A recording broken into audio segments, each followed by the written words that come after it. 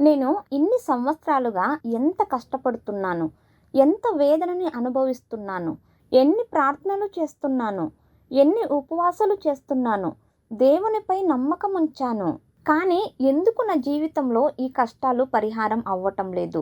ఎందుకు నా జీవితంలో ఈ కష్టాలు? ఇంకా ఎన్ని రోజులు నేను ఇలా ఉండాలి? దేవుడా, నువ్వు నిజంగా నన్ను ప్రేమిస్తున్నావా? నిజంగానే నువ్వు నన్ను ప్రేమిస్తున్నావా? లేదంటే కోపంగా ఉన్నావా? దేవుడా, నిజంగా నువ్వు నన్ను ప్రేమించేలా ఉంటే నాకు ఒక సూచనను ఇవ్వు. ఈ కార్యం చెయ్యి అని అడుగుతున్నారా? లేదు. దేవుని వాక్యం చెబుతుంది, ఆయన కోపం క్షణమాత్రం, ఆయన ప్రేమ శాశ్వతం. ఆయన ప్రేమ ఎలా ఉందంట ప్రియులారా? శాశ్వతంగా ఉందంట. ఎరేమియాలో దేవుడు చెప్తున్నాడు, నేను నిన్ను ప్రేమించింది శాశ్వతమైన ప్రేమతో అని.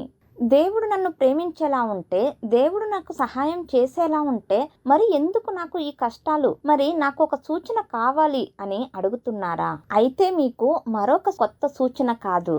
దేవుడు దేవుడై ఉండి తన మహిమను విడిచిపెట్టి, తన ప్రభావం అంతటిని విడిచిపెట్టి మనుష్యుడిగా ఈ లోకానికి వచ్చాడు. ఈ లోకానికి వచ్చి మనుష్యుడిగా జీవించాడు.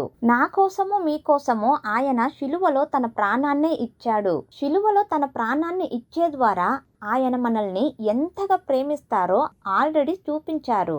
మనకు మరొక కొత్త సూచన అవసరం లేదు. దేవుడు నన్ను ప్రేమిస్తున్నారు, నా కోసం ఆయన వచ్చి చనిపోయి తిరిగి లేచారు, దేవుడు నాకు సహాయం చేస్తారు అంటే మరి ఎందుకు నాకు ఈ కష్టాలు అని ఇంకా అడుగుతున్నారా?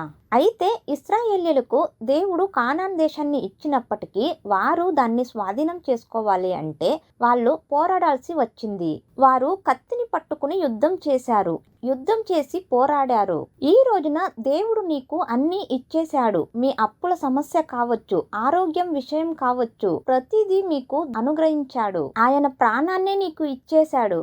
ఆయన మిక్కిలిగా నిన్ను ప్రేమిస్తున్నాడు. కానీ నువ్వు దాన్ని స్వాధీనం చేసుకోవాలి. ఇశ్రాయేలీయులు ఎలాగైతే స్వాధీనం చేసుకున్నారో అదే రీతిగా నువ్వు నీ అధికారాన్ని ఉపయోగించి, దేవుడు నీకు ఏం చెప్పారు? ఇదిగో పాములను తేళ్లను తొక్కుటకును శత్రువుల బలమంతట మీదను మీకు అధికారము అనుగ్రహించి ఉన్నాను, ఏదియు మీకెంత మాత్రము హాని చెయ్యదు అని చెప్పారు. అయితే ఎందుకు సాతాను ఇంకా మీ జీవితంలో పనిచేస్తున్నాడు?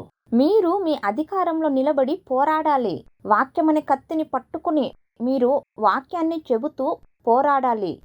పోరాడి మీరు మీకు కావలసిన వాటిని పొందుకోవాలి. మనకు దేవుడు ఉంచిన దానిని మనం స్వాధీనం చేసుకోవాలి.